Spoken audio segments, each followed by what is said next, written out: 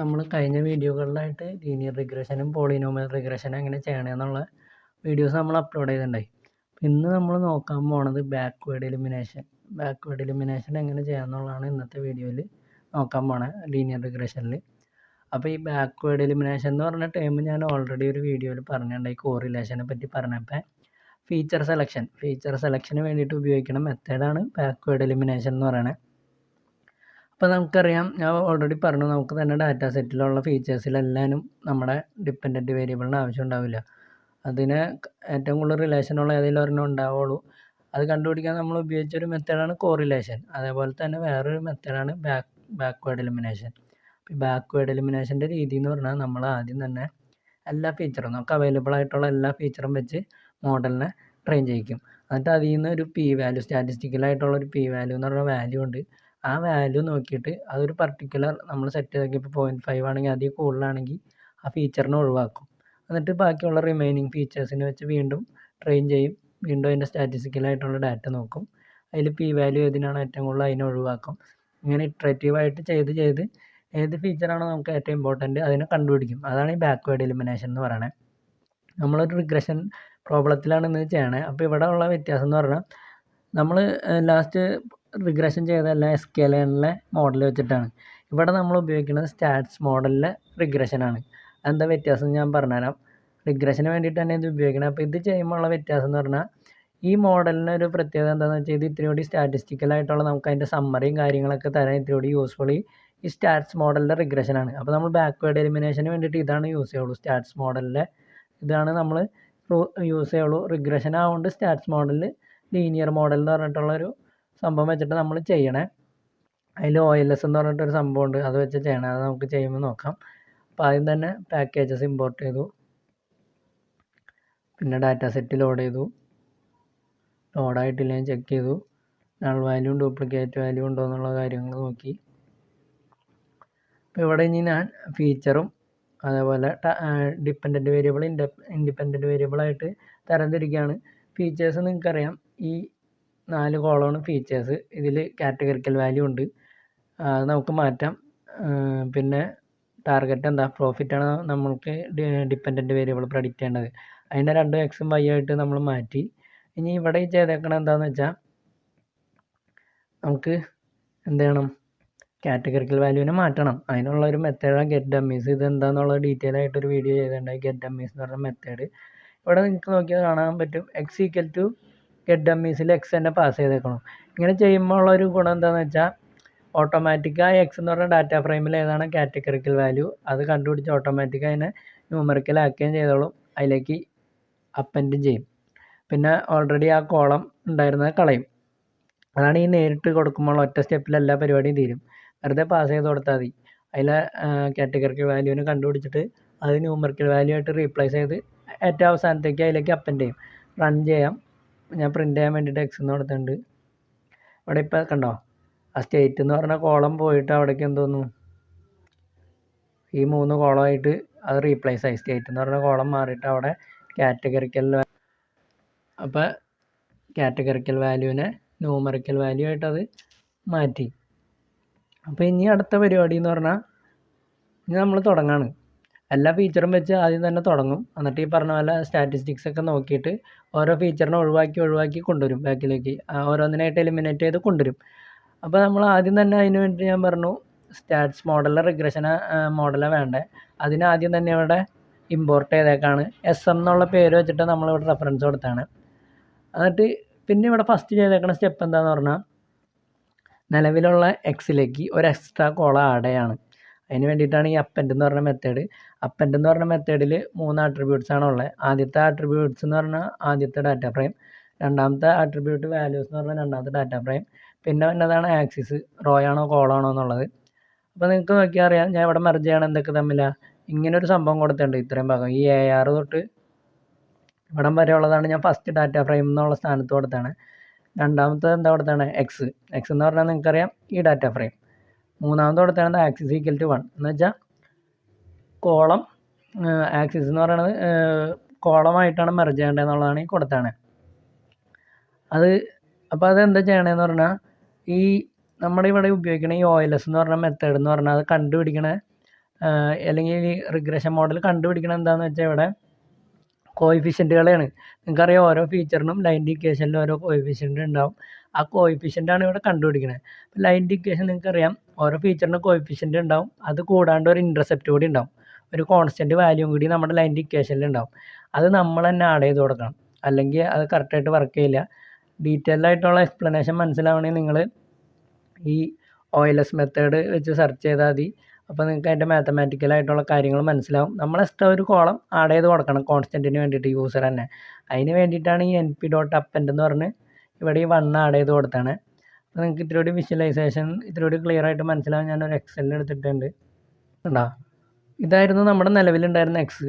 ഓരോ ഫീച്ചർ കണ്ടോ, ഓരോ ഫീച്ചേഴ്സ്, പിന്നെ 3 കാറ്റഗറിക്കൽ വാല്യൂസ്. ഇതായിരുന്നു നമ്മുടെ ഓൾറെഡി ഉണ്ടായിരുന്ന എക്സ് എന്ന് പറഞ്ഞ ഡാറ്റ ഫ്രെയിം. അതിലേക്ക് നമ്മൾ എന്തുകൂടി അപ്പൻഡ് ചെയ്തു, ഒരു എക്സ്ട്രാ കോളം അപ്പൻഡ് ചെയ്തു. ഇവിടെ ഈ വൺസ് എന്ന് പറഞ്ഞൊരു മെത്തേഡാണ് ഉപയോഗിച്ചത്.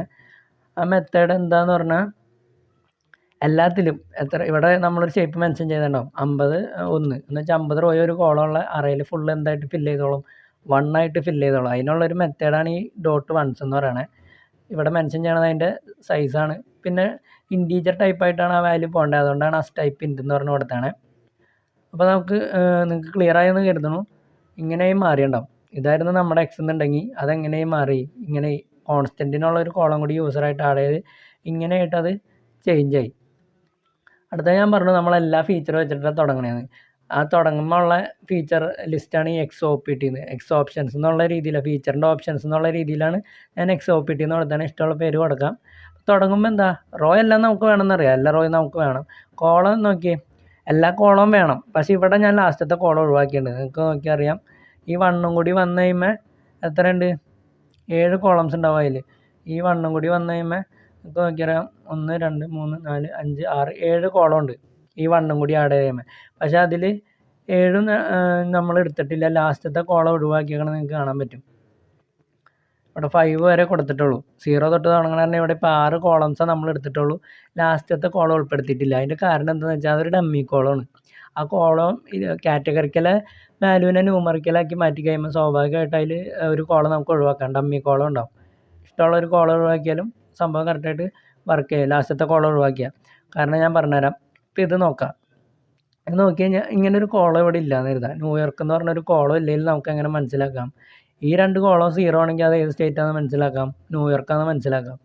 അപ്പോൾ അത് കാരണം ഈ ഒരു കോളം അവിടെ ഇല്ലെങ്കിലും ഇതിൻ്റെ ഉപയോഗം അവിടെ നമുക്ക് കിട്ടും. ഈ 2 കോളത്തിൽ നിന്ന് മനസ്സിലാക്കാം. അപ്പോൾ നമ്മളെപ്പോഴും കാറ്റഗറിക്കൽ വാല്യൂവിനെ ന്യൂമറിക്കലാക്കി കഴിയുമ്പോൾ അവിടെ ഒരു എക്സ്ട്രാ ഡമ്മി കോളം വന്നിട്ടുണ്ടാവും. അത് ഒഴിവാക്കാം. അപ്പോൾ ആ ഒഴിവാക്കാൻ വേണ്ടിയിട്ടാണ് ഈ ഒരു കോളം ഒഴിച്ച് ബാക്കി എല്ലാ ഫീച്ചേഴ്സും ഇവിടെ ഉൾപ്പെടുത്തിയാണ്. നമ്മൾ ആഡ് ചെയ്ത ഫീച്ചർ ഉൾപ്പെടെ ആദ്യത്തെ 6 കോളം ഇവിടെ എന്തിലേക്ക് എടുത്തു, ഞാൻ ഓപ്ഷൻസിൻ്റെ ഫീച്ചേഴ്സിൻ്റെ ഓപ്ഷനായിട്ട് എടുത്തു. നമ്മൾ ഇതിൻ്റെ OLSൻ്റെ ഒരു ഇൻസ്റ്റൻസ് ക്രിയേറ്റ് ചെയ്യണം. OLS ഞാൻ പറഞ്ഞു ഓർഡിനറി ലീസ്റ്റ് സ്ക്വയർ എന്ന് പറഞ്ഞൊരു മെത്തേഡാണ് കോഎഫിഷ്യൻ്റ് കാൽക്കുലേറ്റ് ചെയ്യാനുള്ള. അതുപോലെ റിഗ്രഷൻ എല്ലാ സ്റ്റാറ്റിസ്റ്റിക് ആയിട്ടുള്ള കാര്യങ്ങളെല്ലാം അതിൽ കാൽക്കുലേറ്റ് ചെയ്യും. അപ്പോൾ ഇവിടെ ഇതിൻ്റെ ഒരു ഇൻസ്റ്റൻസ്, OLSൻ്റെ ഒരു ഇൻസ്റ്റൻസ് ഞാൻ ഇവിടെ ഉണ്ടാക്കി. ഇതിൽ വരുന്നത് 2 ആട്രിബ്യൂട്ട്സ് ആണ്, എൻഡോഗും എക്സോഗും. എൻഡോഗ് എന്ന് പറഞ്ഞാൽ നമ്മൾ കൊടുക്കേണ്ടത് ഡിപ്പെൻഡൻറ്റ് വേരിയബിൾ അല്ലെങ്കിൽ നമ്മുടെ ടാർഗറ്റ്, അതാണ് എൻഡോഗ് എന്ന് പറയുന്നത്. അത് Y ആണ്. ആ Y ഞാനിവിടെ കൊടുത്തിട്ടുണ്ട്. എക്സോഗ് എന്ന് പറഞ്ഞാൽ നമ്മൾ കൊടുക്കണം നമ്മുടെ ഫീച്ചേഴ്സിൻ്റെ ലിസ്റ്റ്, കയ്യിലുള്ള ഫീച്ചേഴ്സിൻ്റെ ലിസ്റ്റ്. ഞാൻ പറഞ്ഞു തുടങ്ങുമ്പോൾ നമ്മൾ എല്ലാ ഫീച്ചേഴ്സും വെച്ച് തുടങ്ങണേ. അത് കാരണം തന്നെ ഇതിലെന്തുണ്ട്, എല്ലാ ഫീച്ചേഴ്സും ഉണ്ട്. പിന്നെ ഡോട്ട് ഫിറ്റ് ആ മോഡലിലേക്ക് ഇത് ചെയ്യാൻ. എന്നിട്ട് ഇവിടെ സമ്മറി എന്ന് പറഞ്ഞൊരു മെത്തേഡ് ഉണ്ട്. ഈ മോഡൽ ഇതായി കഴിയുമ്പോൾ ഈ സമ്മറി മെത്തേഡ് കൊടുത്താൽ ആ മോഡലിൻ്റെ റിഗൈഡ് ചെയ്തിട്ടുള്ള എല്ലാ സ്റ്റാറ്റിസ്റ്റിക്കലായിട്ടുള്ള ഡാറ്റ നമുക്ക് കിട്ടും. അപ്പോൾ റൺ ചെയ്യാം. അതിനൊന്നും ഇത് റൺ ചെയ്തിട്ടില്ല, അത് മറന്നുപോയി. ഇവിടെ വരെ നമ്മൾ റൺ ചെയ്തേണ്ടായുള്ളൂ. നമുക്കപ്പോൾ ഇത് റൺ ചെയ്യാം. ഇത് റണ്ണായുണ്ട്. ഇനി ഇത് റൺ ചെയ്യാം. അപ്പോൾ ഇത് റണ്ണായി കഴിയുമ്പോൾ ഇതേപോലെ ഒരു സമ്മറി വന്നേക്കണം നിങ്ങൾക്ക് കാണാൻ പറ്റും. അപ്പോൾ ഈ സമ്മറിയിൽ ഈ പിയുടെ കോളം ഇത് നോക്കിയിട്ടാണ് നമ്മൾ ഫീച്ചേഴ്സിനെ ഇനി ഒഴിവാക്കി പോണേ. ഈ ഫീച്ചേഴ്സിൻ്റെ കോളത്തിൽ ഇപ്പോൾ നമ്മൾ പിയുടെ വാല്യൂ 0.5 മുകളിലുള്ളത് എടുക്കണുള്ളൂ എന്ന് സെറ്റ് ചെയ്ത് വെച്ചാൽ ഈ കോളം നോക്കാം. അതിൽ ഏറ്റവും വലുത് ഏതാ? ഈ X4 ആണ് ഏറ്റവും വലുതെന്ന് നിങ്ങൾക്ക് മനസ്സിലാവും. X4 ആണ് ഇപ്പോൾ വന്നേക്കണതിൽ ഏറ്റവും വലിയ പി വാല്യൂ. അപ്പോൾ അതിനെ ഒഴിവാക്കണ്ടേ. അപ്പോൾ ഈ X4 എന്ന് പറഞ്ഞാൽ ഫസ്റ്റ് സ്റ്റെപ്പ് ആവുകൊണ്ട് നിങ്ങൾക്ക് ക്ലിയർ ആയിട്ട് മനസ്സിലാവും. ഇതിൽ 4ാമത് തന്നെ ഏതാ? ഒറിജിനൽ 4 തന്നെ. 0 1 2 3 4. ഈ പാസ് ചെയ്യണ നമ്മളിവിടെ ഈ പാസ് ചെയ്യണ സാധനങ്ങളാണ് ഇവിടെ ഈ പേരിൽ ഇങ്ങനെ കോളം ഇട്ട് തന്നെ. അപ്പോൾ ഒഴിവാക്കുമ്പോൾ ഇതും അതും കമ്പയർ ചെയ്തിട്ട് വേണം നോക്കാൻ. ഇതിലിപ്പോൾ 1 2 3 4 അഞ്ചാമത്തെ സാധനമാണ് ഏറ്റവും കൂടുതൽ വാല്യൂ ഉള്ളത്. അപ്പോൾ നമ്മൾ കൊടുത്തതിൽ അഞ്ചാമത് വന്ന ഏതാണെന്ന് നോക്കാം, 4 ആ 4 ഒഴിവാക്കിയിട്ട് ബാക്കിയുള്ള കോളംസ് മുഴുവൻ വെച്ച് വീണ്ടും എന്താ ചെയ്യുക, ട്രെയിൻ ചെയ്യാം. അപ്പം 4 ഒഴിവാക്കി. ഞാനിവിടെ 4 എന്ന് പറഞ്ഞ കോളത്തിലാണ് ഏറ്റവും കൂടുതൽ പി വാല്യൂ എനിക്ക് കിട്ടിയത്. ആ ഫീച്ചറിനെ ഒഴിവാക്കി. ഈ സംഭവങ്ങൾ എവിടെ ഇരിക്കണേ, ഒറിജിനൽ നമ്മുടെ ഫീച്ചേഴ്സ് ഇരിക്കണ എക്സ് എന്ന് പറഞ്ഞ അതിലാണ്. അതിൽ നിന്ന് അപ്പം 4 ഒഴിവാക്കിയിട്ട് ബാക്കി ഫീച്ചേഴ്സിനെ എല്ലാം വെച്ച് വീണ്ടും നമ്മൾ ട്രെയിൻ ചെയ്യാൻ പോകണം. അപ്പം 4 ഒഴിവാക്കി കഴിഞ്ഞപ്പോൾ 0 1 2 3 5 ബാക്കിയുള്ള എല്ലാ കോളവും ഉണ്ട്. എന്നിട്ട് വീണ്ടും ട്രെയിൻ ചെയ്യാൻ വേണ്ടി OLS വെച്ച് മോഡലിനെ ഇത് ചെയ്തു. എന്നിട്ട് വീണ്ടും അതിൻ്റെ സമ്മറി നമ്മൾ കണ്ടുപിടിക്കുകയാണ്. അപ്പോൾ ഇവിടെ വീണ്ടും സമ്മറി വന്നിട്ടുണ്ട്. അപ്പോൾ ഇപ്പോൾ ഉള്ളതിൽ സമ്മറി നോക്കിയാൽ നിങ്ങൾക്ക് മനസ്സിലാവും. ഇതിൽ 4th സാധനമാണ് എന്ത്, X4 എന്ന് പറഞ്ഞിട്ടുള്ളതിനാണ് ഏറ്റവും കൂടുതൽ പി വാല്യൂ വന്നത്, അതിനെ ഒഴിവാക്കണം. അപ്പോൾ ഇത് X4 എന്ന് പറഞ്ഞാൽ എത്രാമത്തെ നോക്കിയേ, 0 1 2 3 4. നമ്മളിപ്പോൾ കൊടുത്ത ലിസ്റ്റിൽ ഏതാണ് അഞ്ചാമത് കിടക്കുന്നത് ഏതാണ് അതിനെ ഒഴിവാക്കേണ്ടത്. കാരണം കോൺസ്റ്റൻ്റ് എന്ന് പറയുമ്പോൾ 0 എന്ന് കൗണ്ട് തുടങ്ങും. 0 1 2 3 4 4th സാധനമാണ് ഒഴിവാക്കേണ്ടത്. ഞാൻ ഇത് മാറിപ്പോയെന്നാണ് ഒന്നുകൂടി നോക്കട്ടെ. 0 1 2 3 നാലാമത്തെ തന്നെയാണ് കറക്റ്റാണ്, കോൺസ്റ്റൻറ്റ് 0 എന്ന് നടക്കണം. കാരണം അപ്പോൾ ഇപ്പം നമ്മൾ കൊടുത്തതിൽ നാലാമതുള്ളതിനെ ഒഴിവാക്കണം. 0 1 2 3 4 നാലാമത് കിടക്കണത് ഏതാ, 0 എന്നാണ് കൗണ്ടിങ് സ്റ്റാർട്ട് ചെയ്യേണ്ടത്. നാലാമത് കിടക്കണത് ഈ 5 അഞ്ചാമത്തെ കോളത്തിനെ ഒഴിവാക്കിയിട്ട് ബാക്കിയുള്ള ഫീച്ചേഴ്സാണ് ഇനി നമുക്ക് വേണ്ടത്. കാരണം ഇപ്പം നമ്മൾ പാസ് ചെയ്തതിൽ ഏറ്റവും ലാസ്റ്റത്തെയാണ് ഏറ്റവും കൂടുതൽ പി വാല്യൂ വന്നതാണ്. അപ്പോൾ അതിനെ ഒഴിവാക്കണം. അപ്പോൾ അതിൽ നിന്ന് 5 ഒഴിവാക്കി കഴിഞ്ഞാൽ പിന്നെ 0 1 2 3 ആണുള്ളത്. പുതിയ ഫീച്ചറിൻ്റെ ഓപ്ഷൻസ് ആയിട്ട് ഏതൊക്കെ കോളം വെച്ചു, നമ്മുടെ ഫീച്ചർ ലിസ്റ്റിലെ അതും കൂടി ഒഴിവാക്കിയിട്ട് ബാക്കി 4 ഫീച്ചേഴ്സിനെ വെച്ചു. ഇനി അത് വെച്ച് വീണ്ടും ട്രെയിൻ ചെയ്ത് സമ്മറി എടുക്കാം. അപ്പോൾ ഇതിൻ്റെ സമ്മറി ഇവിടെ വന്നിട്ടുണ്ട്. ഇപ്പോൾ ഇത് നോക്കിയാൽ നിങ്ങൾക്ക് മനസ്സിലാവും ഏതാ ഏറ്റവും വലുത്. ഈ നിലവിലുള്ളത് X2 അത് എത്രാമത്തെയാണ്, 0 1 2. രണ്ടാമത്തെ പൊസിഷൻ വെച്ച് നോക്കിയാൽ മൂന്നാമത്തെയാണ്. നമ്മൾ 0 എന്ന് കൗണ്ട് തുടങ്ങണ കാരണം രണ്ടാമത്തെ സാധനം ഒഴിവാക്കണം. നമ്മൾ പാസ് ചെയ്തതിൽ 0 എന്ന് തുടങ്ങിയാൽ രണ്ടാമത്തെ 0 1 2 2 തന്നെയാണ്. 2 ഒഴിവാക്കിയാൽ പിന്നെ ഏതൊക്കെയുള്ളത്, 0 1 3 ആണ്. കാരണം 2നെ നമ്മൾ ഒഴിവാക്കി, അതിനാണ് ഏറ്റവും കൂടുതൽ പി വാല്യൂ വന്നതാണ്. അപ്പോൾ അതിനെ നമ്മൾ ഒഴിവാക്കിയിട്ട് വീണ്ടും റൺ ചെയ്ത് സമ്മറി എടുക്കുകയാണ്. അപ്പോൾ വീണ്ടും സമ്മറി എടുത്തപ്പോൾ നോക്കിയപ്പോൾ എന്താ, ഇപ്പോൾ ഉള്ളതിൽ പി വാല്യൂ ഏറ്റവും കൂടുതൽ, ഇത് കോൺസ്റ്റൻ്റ് ആണെന്ന് നിങ്ങൾക്കറിയാം, അത് ഫീച്ചറല്ല. ഇത് രണ്ടെണ്ണത്തിലും പി വാല്യൂ ഏറ്റവും കുറവ് ഏതിനാണ്, X1-നാണ്. അപ്പോൾ X1 ആണ് എന്ത് നമുക്ക് വേണ്ട ഫീച്ചർ എന്ന് മനസ്സിലായി. X1 ആണ് നമുക്ക് വേണ്ട ഫീച്ചർ എന്ന് മനസ്സിലായി. അപ്പോൾ നമ്മുടെ ഈ X1 എന്ന് പറഞ്ഞാൽ എന്താ, X1 ആണ് നമുക്ക് വേണ്ട ഫീച്ചർ എന്ന് മനസ്സിലായി. X1 എന്ന് പറഞ്ഞാൽ X-ൽ എത്രാമത് കിടക്കണമായിരുന്നു, ഒന്നാമത് കിടക്കണത്. X എന്ന് പറഞ്ഞാൽ നമ്മുടെ ഫീച്ചേഴ്സ് ഉള്ള ടേബിളിൽ 1th ഇൻഡെക്സിൽ വരുന്ന സാധനം വരുന്നത് എന്ത്, X1 എന്ന് പറഞ്ഞാൽ ഇപ്പം നമ്മൾ കാൽക്കുലേറ്റ് ചെയ്ത് കണ്ടുപിടിച്ചത്. അത് നിങ്ങൾക്ക് X നോക്കിയാൽ മനസ്സിലാവും ഏതാണ്. ഇവിടെ നമ്മൾ ഒരു എക്സ്ട്രാ 1ൻ്റെ കോളം ആഡ് ചെയ്തിട്ടുണ്ട്. അത് കഴിഞ്ഞ് 1th ഇൻഡെക്സിൽ വരുന്നത് ഏതാ, ഈ സംഭവമായിരിക്കും ഇവിടുത്തെ നിലവിൽ ആദ്യമുള്ളത്. R&D സ്പെൻഡ് എന്നുള്ളതാണ് എന്ത്, ആ X1-ന് കറസ്പോണ്ടിങ് ആയിട്ടുള്ളത്. നിങ്ങൾക്ക് കൺഫ്യൂഷൻ ഉണ്ടെങ്കിൽ ഞാൻ എക്സലിൽ ഒരു ടേബിൾ പോലെ ഉണ്ടാക്കിയിട്ടുണ്ട്, അത് നോക്കുമ്പോൾ ഒന്നുകൂടി മനസ്സിലാവും. ഇതായിരുന്നു നമ്മുടെ മൊത്തം ഫീച്ചർ സെറ്റ്. അതിൽ ഈ ഒരു കോളം ഡെമ്മി കോളം ആവുകൊണ്ട് ഒഴിവാക്കിയിട്ട് ഇതിനാണ് നമ്മൾ എന്താക്കി സെറ്റ് ചെയ്തത്, എക്സ് ഓപ്ഷൻസ് ആയിട്ട് സെറ്റ് ചെയ്തത്. ഇതിനെ നിങ്ങൾ ആ ഓരോ ടേമുമായിട്ട് കമ്പയർ ചെയ്ത് നോക്കിയാൽ നിങ്ങൾക്കറിയാം X1 വരുന്നത് ഏതിനായിരുന്നു, R&D സ്പെൻഡിനാണ്. ഈ X1 എപ്പോഴും സെയിം ആവണമെന്നില്ല കേട്ടോ. നിങ്ങളെപ്പോഴും നോക്കേണ്ടത് എന്താണെന്ന് വെച്ചാൽ, നമ്മൾ ഈ ലാസ്റ്റത്തെ കണ്ടുപിടിച്ചതിൽ നോക്കുക, അതിൽ ഫസ്റ്റത്തെ ഫീച്ചറാണ് വന്നതാണ്. എന്നിട്ട് നോക്കേണ്ടത് ഈ പാസ് ചെയ്ത കാര്യങ്ങളാണ്. പാസ് ചെയ്തതിൽ ആ പൊസിഷൻ നോക്കുക. ഇവിടെ ഈ പാസ് ചെയ്ത ഏതാ, 1th പൊസിഷനാണ്. അപ്പോൾ ഫീച്ചറിൻ്റെ ടേബിളിൽ 1th ഇൻഡെക്സിൽ വന്നത് അത് R&D ആണ്. അപ്പോൾ നമുക്ക് മനസ്സിലായി എന്ത്, ബാക്ക്വേർഡ് എലിമിനേഷൻ ഉപയോഗിച്ച് ഞാൻ ബാക്കി എല്ലാ ഫീച്ചറും എലിമിനേറ്റ് ചെയ്തു. എന്നിട്ട് എന്ത് ചെയ്തു, മനസ്സിലാക്കി നമ്മുടെ ഇതിനെ ഏറ്റവും കൂടുതൽ ഡിപ്പെൻഡ് ചെയ്യണ ഏത് ഫീച്ചറാണ്, R&D സ്പെൻഡാണ്. അത് മാത്രം വെച്ചാൽ അപ്പോൾ ലീനിയർ റിഗ്രഷൻ ചെയ്താൽ മതി, നമുക്ക് പെർഫെക്റ്റ് ആയിട്ടുള്ള ഒരു മോഡൽ കിട്ടുമെന്ന് മനസ്സിലായി. അപ്പോൾ നിങ്ങളോട് ബാക്ക്വേർഡ് എലിമിനേഷൻ ചെയ്യാൻ പറഞ്ഞേക്കണമെങ്കിൽ ഇത്രയും ചെയ്താൽ മതി. ഞാൻ ഈ ബാക്കി ചെയ്ത് വെച്ചാണ് നിങ്ങൾക്ക് മനസ്സിലാവാൻ വേണ്ടിയിട്ട് ആ മോഡൽ ആക്യുറേറ്റ് ആയിരിക്കും എന്നുള്ള കാട്ടാൻ വേണ്ടിയിട്ടാണ് ഇത്രയും ചെയ്ത് വെച്ചാണ്.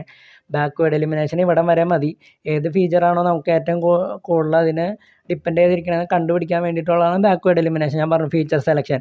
ഈ ഇത്രയും ചെയ്ത് കഴിയുമ്പോൾ നമുക്ക് മനസ്സിലായി എന്ത് കോൺസ്റ്റൻറ്റ് വരില്ല. പിന്നെ ഈ രണ്ടെണ്ണത്തിൽ ഏതാ x1 ആണ് നമുക്ക് വേണ്ട ഏറ്റവും കുറവ് പി വാല്യൂ ഉള്ളത്. അപ്പോൾ അതിൽ നിന്ന് നമുക്ക് ഈ ഒരു ഡാറ്റ കണ്ടാൽ പറയാം എന്ത് x1 ആണ് നമുക്ക് വേണ്ട ഫീച്ചറിന്. ഇത്രയും ചെയ്ത ബാക്ക്വേർഡ് എലിമിനേഷൻ ഞാൻ പറഞ്ഞു ഈ x1 ആണ് ഏറ്റവും കൂടുതൽ വേണ്ട ഫീച്ചർ നമുക്ക് ചെയ്ത് നോക്കാം.